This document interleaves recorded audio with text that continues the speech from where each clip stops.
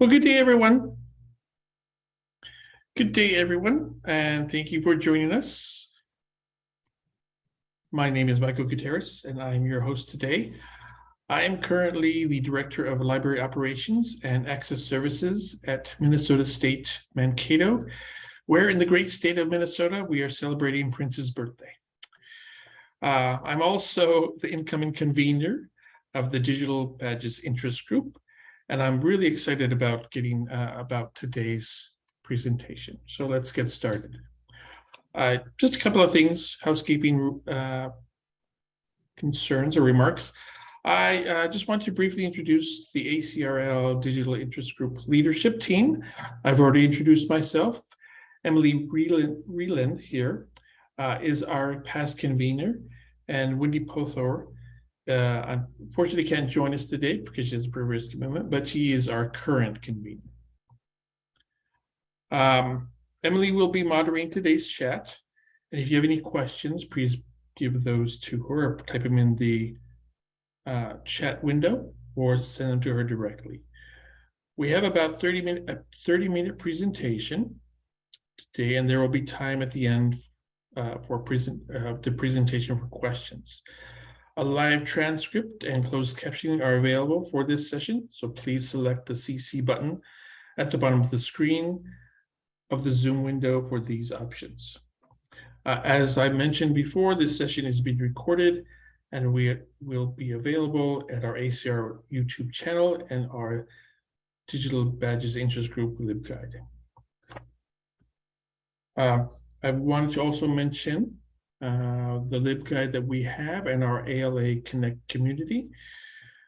Emily, if you don't mind putting those in the chat window, you can link with us. We put a link in the chat for non-members of ALA as well, so they can make an account if they want to join our community. We have a LibGuide with more information about past recordings, as well as interest in the group, explanation about the group, and if you want to contribute a blog post, or if you're interested in the group itself. And lastly, as I mentioned, we are looking for interested individuals who may want to join our group, so please let us in the leadership team know, because we're a great group to work with. And okay, and now on to today's program. I'd like to introduce our presenter today, and then I will turn it over to Diego.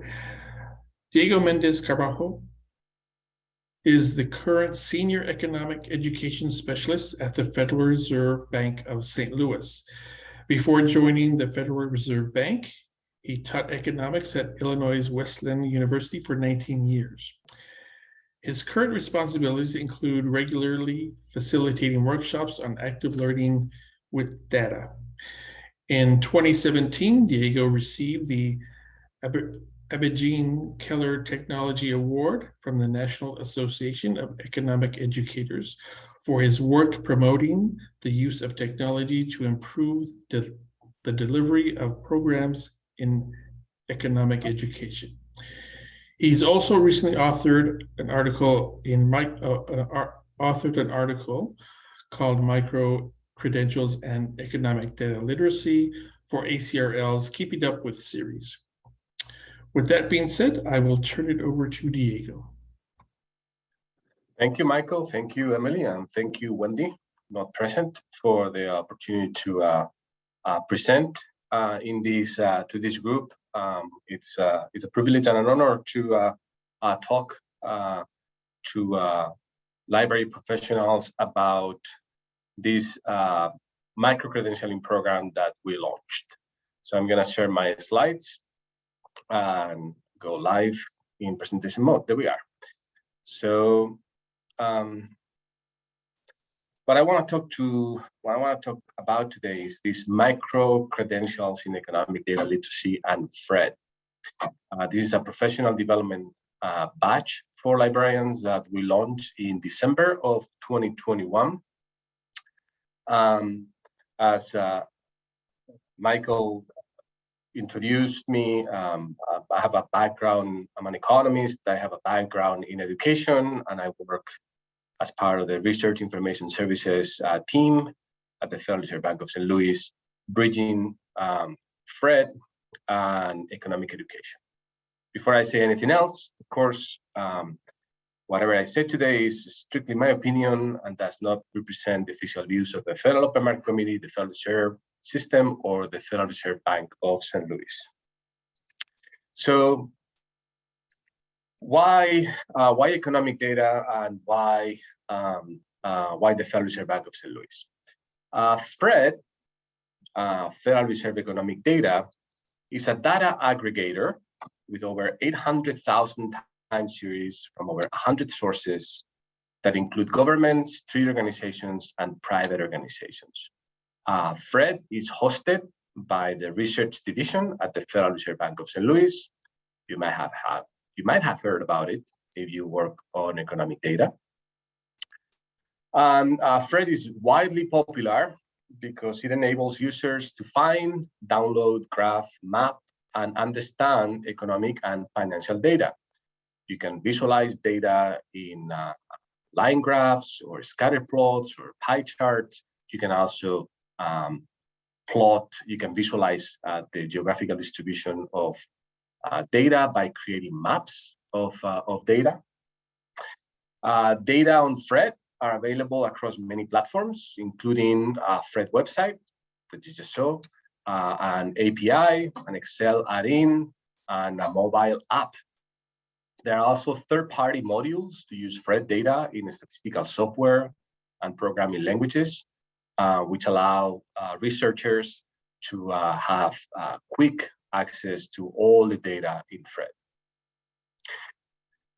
Users can create a free user account to save graphs that automatically update with the latest data, create data lists for bulk download, and design dashboards with customized graphs and data that can be made public.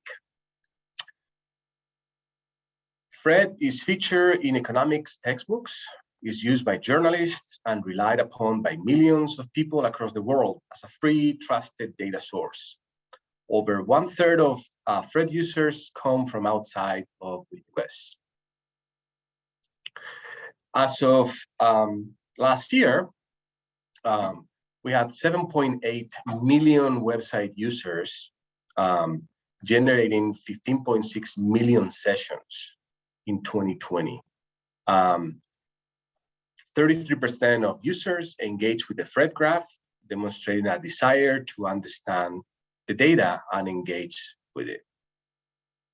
So, given the large use of user base of FRED, we decided to launch a pilot program to build capacity among data users. And in this pilot program, we are specifically targeting librarians. The research division of the Federal Reserve Bank of St. Louis is widely known for its flagship data service, FRED. An integral part of our work facilitating access to data is building capacity among consumers to use data effectively and accurately. So, as Michael introduced me, the work that I do is part of the work that I do is to provide professional development opportunities to data consumers, mostly educators, because we believe in this multiplier effect, where if we build capacity among educators, they're gonna bring the use of FRED to a wider base of users. And the way we decided to build this capacity is to design a micro-credential. A micro-credential, as you are probably aware of, is a short competency-based recognition that allows an individual to demonstrate mastery in a particular area. Frequently visible in social media as digital badges, micro-credentials offer employers the opportunity to evaluate a potential employee in terms not only of the resume, or the cover letter, but also based on a more granular body of skill sets and experiences. The use of digital badges to award micro-credentials has been around for a decade and is now considered mainstream. You can read more about this on that the Keeping Up with economic data literacy post from the ACRL website. We decided on the following architecture for our micro-credential program. We contracted with Credly, which is a digital badging platform that offers a series of features that are most convenient for our program, namely the integration with our Canvas learning management system and its seamless integration with social media that allows the individuals who collect the badges to immediately receive them in Credly and share them instantly in social media. So we designed a fully asynchronous course. I should say also that is absolutely free of charge, so anybody can enroll it immediately. We designed it aiming to have a scaffold skill development. So all the modules in this course involve a knowledge check where participants can establish what they already know. We're not assuming that everybody knows, that nobody knows anything, or we don't assume that everybody knows everything. You can progress through that knowledge check as fast or as slowly as you need to. We give the participants an opportunity to have a hands-on practice working with Fred.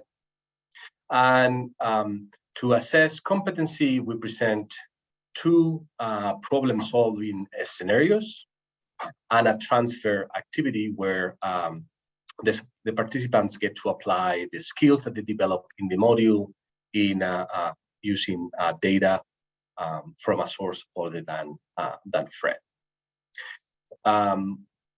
To complete the badges, there is an 80% satisfactory completion threshold. So out of, for example, a knowledge check of 10 questions, participants need to answer correctly 8 out of those 10 questions, and they have 2 attempts to do that. I will tell you, if after a second attempt you want a third attempt, we are happy to extend those and add additional tries to the module. To just email the course manager, manager, who happens to be me. So I'm going to show you how the course looks on the inside, so you can get an idea of what the steps are. What are the steps required to earn this micro-credential? So the course exists in Canvas. Within Canvas, the course is organized in modules. Each of the modules contains those knowledge checks, hands-on practice, the scenarios and transfer activities that I described earlier. Each of the badges, and there are 7 badges in this course, are aligned with the specific ACRL information literacy frames. So we made sure to ground our content in professional standards recognizable in the field. You can collect the badges in any order that catches your fancy.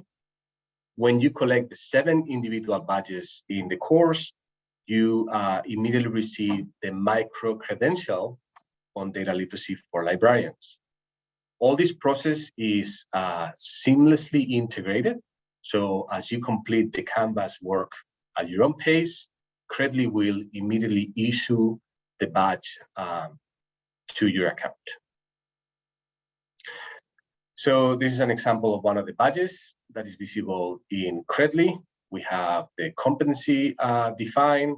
We have data of when it was issued. And if you looked into insights and history, you can see the alignment with ACRL frames. So this is the universe of the badges and the micro-credential. The 7 individual badges build up to this data literacy for librarians micro-credential. Let me show you an example of one of those badges. So one of the badges, involves identifying data sources and release frequencies. So that's a data literacy skill. And to build competency in that regard, we first define the competency. In this case, understanding how data are collected and revised is important in order to use them correctly. We also point out that the difference between open and proprietary sources determines how data can be redistributed. And knowing how to identify the open or proprietary character of a data source and how the data are collected, released, and revised will help you think critically about your data. How do we build these competencies? So the first step is to share a series of learning resources that we have produced at the Federal Reserve Bank of St. Louis. We have a series of page one economic data primers where we describe topics like data citations or measuring financial and economic risk. We also share with you Open Vault blog post on using the Alfred database. And based on those resources, we present a 10-question multiple choice quiz on the material. All right. Next step, that hands-on opportunity for experiential learning, where we have FRED interactive modules embedded in the course that gives participants the opportunity to interact with the real FRED database and build graphs and read the information in the graphs like real users do. After that knowledge check and those hands-on experiential learning opportunity, we present participants with 2 scenarios. So for example, for this goal, we are sharing with participants a FRED blog post showing displaying a particular FRED graph. And we're asking participants to read the post and answer this question: which data in the post are collected and reported more frequently? The initial unemployment claims or the unemployment levels? We are also presenting a second scenario on a separate blog post where we're asking individuals to interpret why is it that the same data series will have 3 different data values for a given month. So in this scenario, in the previous scenario, we're asking people to recognize differences in the frequency of different data sets. In this scenario, we're asking individuals to recognize the fact that data revises. Some data series are revised and update over time to increase their accuracy and completeness.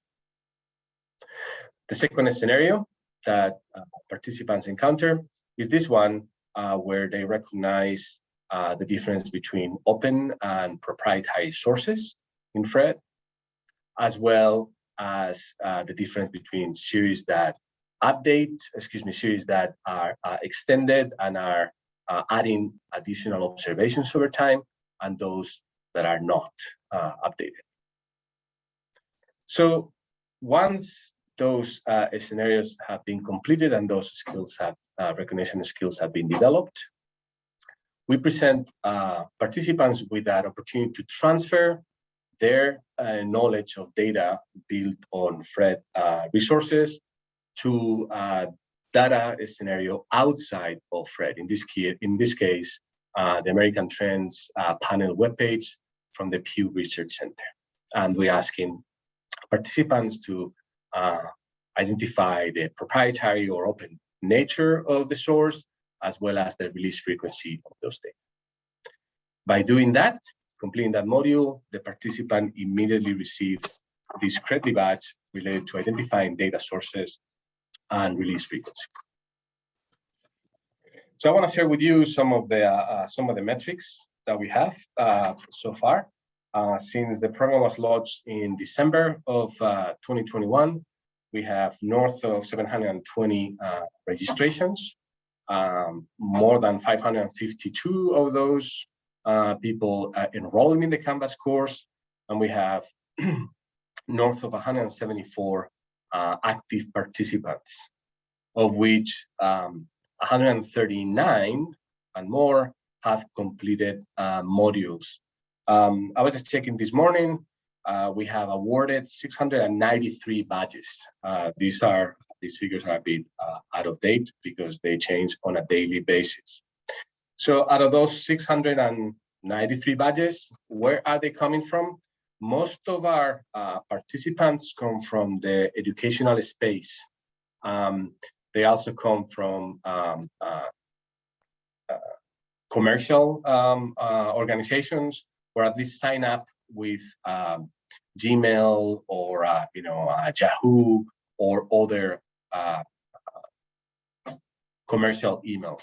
And I should say that when we launched this program, we wanted to make sure that it was not limited, and I will repeat, not limited to actively employed librarians or librarians associated with an educational organization. We want to build capacity among users and consumers of data. So this program is open to any librarian or information professional. So you don't need to have an EDU email to register. And as I said earlier, and I will repeat now, is free, completely free of charge. The badges are visible in social media. So this is an opportunity for people who are spending time to polish and develop their professional credentials, to make them visible to current and future employers, as well as peers. And the feedback that we've received so far has been very positive. Participants commented on the mix of hands-on activities and reading. That element of being able to work on the FRED database in each section has really brought up the content up to life for the participants. And we're also hearing that the experience has been positive enough to recommend this program to coworkers, as well as a potential roadmap for creating micro-credential initiatives along the same lines at individual institutions. So we are very happy with how the program is going. We have a full-blown evaluation initiative underway. We want to get in touch with some of the people who completed modules. We want to do a usability study, and we want to improve our delivery of this particular micro-credential program and others. I will conclude with an invitation to register and join us today. That's the URL for the course. I'll be happy to copy paste this in the chat and make it available to all of you live today. But at this point, I'm just going to stop here and open up for any questions that you may have. Thank you for your attention. Wonderful, thank you, Diego. So I have collected about 3 questions so far, but I do want to invite anybody that's participating right now to feel free to type their question into the chat, and we can get through those as well. So feel free to type it in the chat. You can send it to me. You can put it in the general chat room, whatever people feel comfortable with doing. And in the meantime, I got a question about the FRED data. The question is, does FRED also track outside the US, such as in Latin America? So I'm sorry, I missed the first part. Does it have data on international data? Is that the question?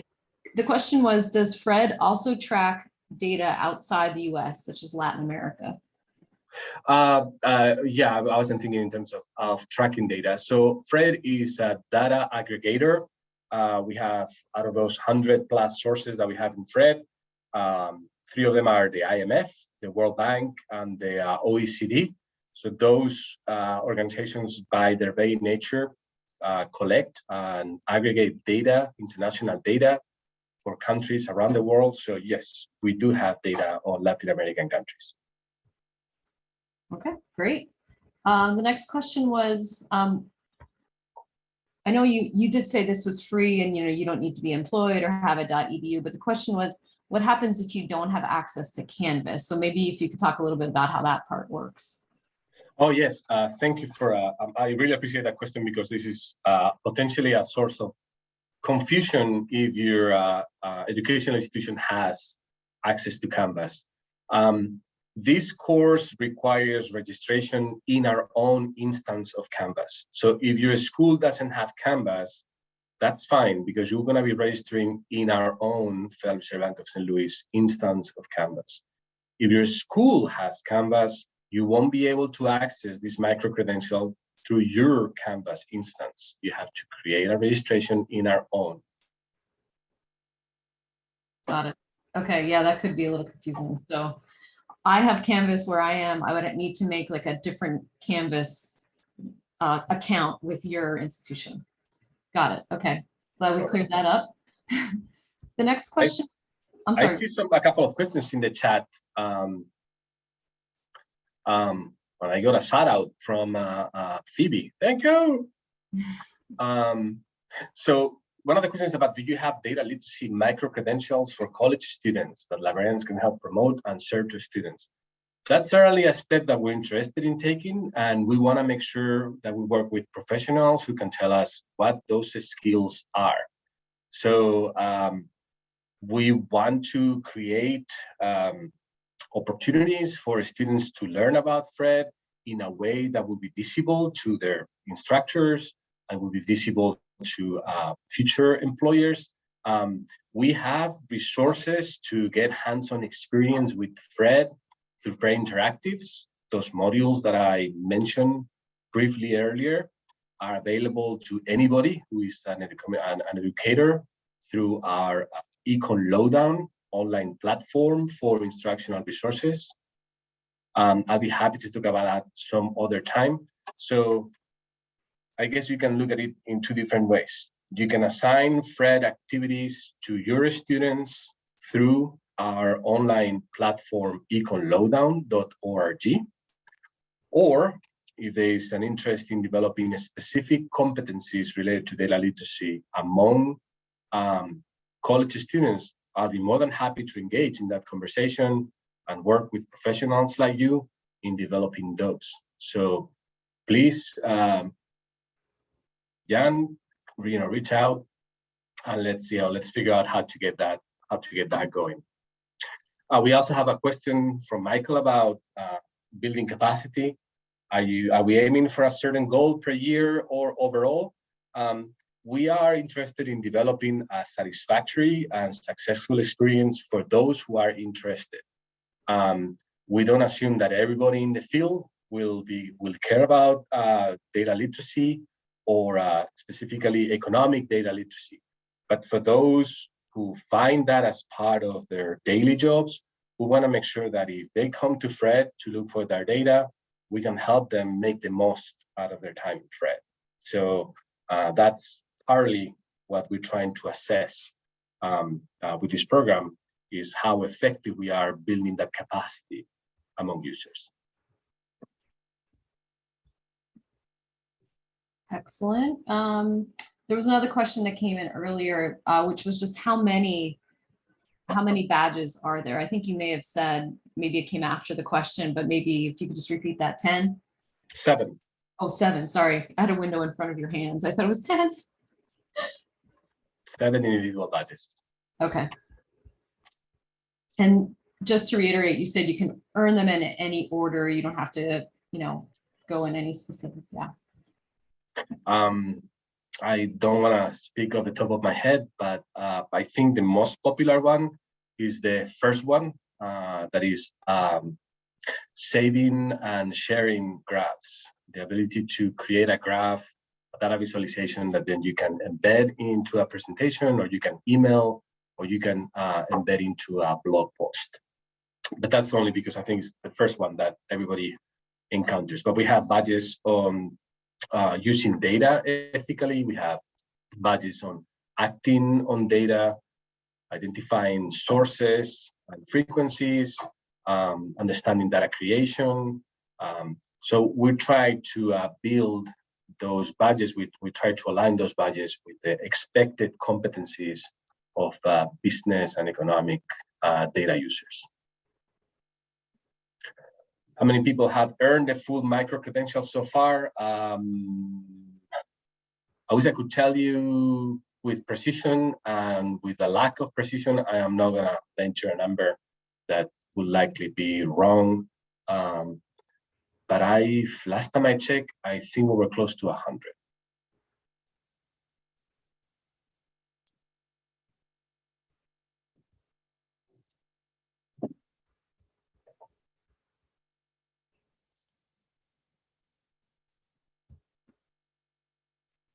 Okay, feel free to, if you have any other questions, feel free to put them in the chat.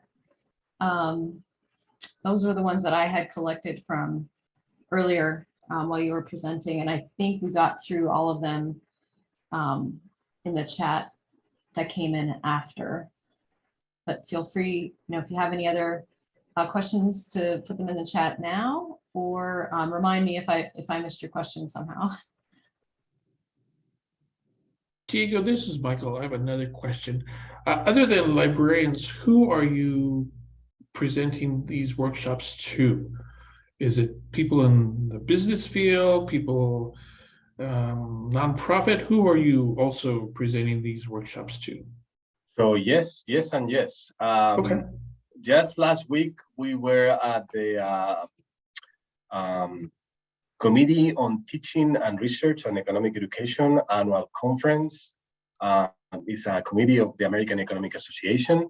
They had a 3-day conference in Chicago, and we were there facilitating workshops for economic educators for how to bring economic data to life and how to connect the abstract concepts in economics to the reality of data for students.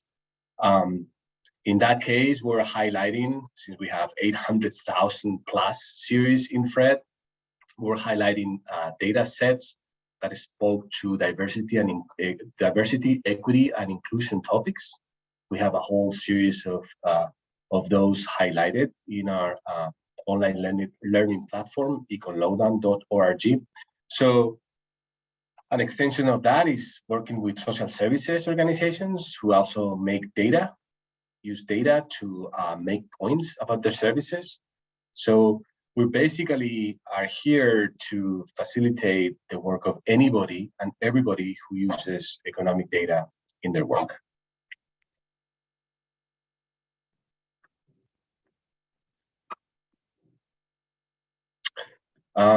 We also get these questions. We got a question from Amy. How much time do you expect it might take for someone to earn one of the badges? I cannot really speak about that. Depends on how familiar you are with basic notions of data literacy. This is the expectation. We're not treating anybody as an expert. We're not treating anybody as a novice. So you might be able to complete the knowledge check with great fluidity and be done with it right away. I don't know. I'm not gonna try to put my own bias as an economist who works in the FRED database about how long it might take to complete those modules. I knew that within 24 hours of launch of the program, we already had people completing multiple badges. So depends on the time that people have. You can start and stop and pause the program. There's no time limit to it. It's fully asynchronous, so you're not missing anything if you pause it and you pick it up when you have time. There was also a question from Dawn above that. It's do you have plans for other levels in the future that may not involve automated assessment, may track achievements in this area? So one of the ideas that we floated when the program was launched at the Beyond the Numbers conference at the Federal Reserve Bank of St. Louis. I'll give you the reference for the Beyond the Numbers conference in the chat in a moment, is to use this micro-credential program and this badging program as a foundation for face-to-face and topic-specific workshops. So if we can build the foundational set of skills through the badging program and then meet individuals who are interested in professional development on a particular topic, on a particular area of economic data. That will help us, I believe, to take, as Don puts it, take this to the next level of sophistication or assessment or applicability. So we're certainly interested in doing something like that. Reach out if you have ideas and if you have suggestions.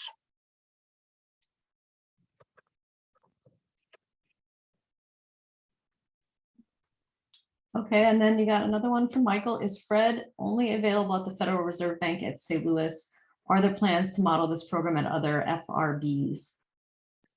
So the Fred database is original. It's a product that is original to the Federal Reserve Bank of St. Louis. It was launched as a website in 1991. It existed as an electronic board for years. Before that, it's open to the public. You don't have to be in the district to use the Fred database. And as we say in economics, there are economies of scale associated with having one Fred database that is available to anybody in the system, in the country, and as I pointed out, literally in the world. So there is no need to duplicate or multiply the instances of Fred in different Federal Reserve banks. We actually host data generated by different Federal Reserve banks. So Fred was first, Fred is the largest, and I think it will be uneconomical to create replicants of Fred in other Federal Reserve banks.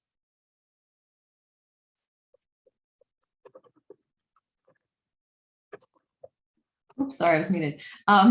Another question came in from Carrie. How much economics literacy do the Fred modules assume the user has? I think you may have kind of mentioned that a little bit. I'm a social sciences librarian and have a very basic understanding of economics, i.e. I don't have an undergraduate degree in it. Will it be difficult to learn about and use Fred? So yes and no. The foundational level of data literacy and economic data involves reading graphs, comparing the relative positions of lines, interpreting a percent versus a growth rate. So you don't need an economics degree for that. As you go deeper into economic data, if you're interested in learning how to adjust a figure, for example, wages, or for the cost of living, so you want to learn the difference between real and nominal figures, you get the Fred modules will give you an opportunity to develop those skills and learn more about that. I think the only regret that we have at this point is not having called this pilot program economic data literacy for librarians. But at the end of the day, this comes from the Federal Reserve Bank of St. Louis, the House of Fred. So it will be like saying, you know, milk-based ice cream from Ben and Jerry's. This is where the ice cream is made. This is where the economic data are. So we're gonna, you know, that's gonna be, if not exclusively, a big part of our drive. Makes sense. And she said, thank you. That we're all caught up on questions as of the moment, unless anybody else would like to type one in chat, or if you would prefer to ask via audio, you're welcome to do that as well.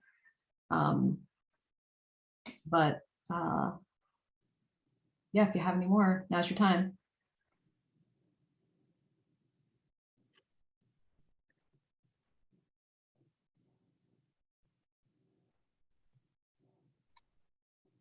Many comments about how helpful this was, Diego, and how people are looking forward to checking it out. Glad to hear. The Canvas course is designed it's created with an asynchronous format in mind. So it's self-contained. If at any point there are pressure points or discretions or questions, there's an opportunity to contact the instructor through the Canvas course. We have a Q&A open 24/7, so we can engage with whatever questions pop up during the course. Wonderful, wonderful.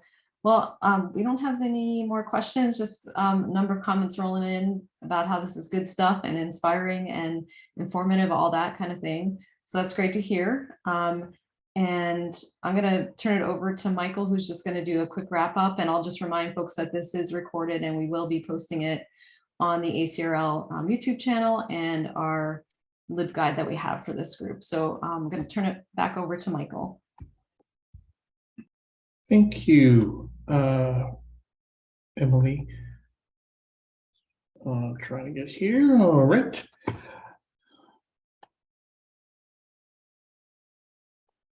Okay. Well, thank you again for attending this presentation. I learned quite a bit about Fred, and thank you, Diego, for presenting economic data and how to teach it in a very succinct way. I really enjoyed it. And basically, that's all I have to say. Thank you again. If you have any comments, again, type them in the chat, send them to us.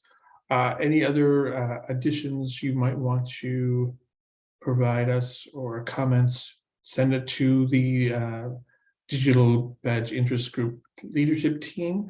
And I would definitely encourage all of you to contact Diego. I hope you don't mind if I say that, so that you can bring this to your institution, learn from Diego, because I think this is a great program that can be useful in many different ways, in business, public policy, poli-sci, any kind of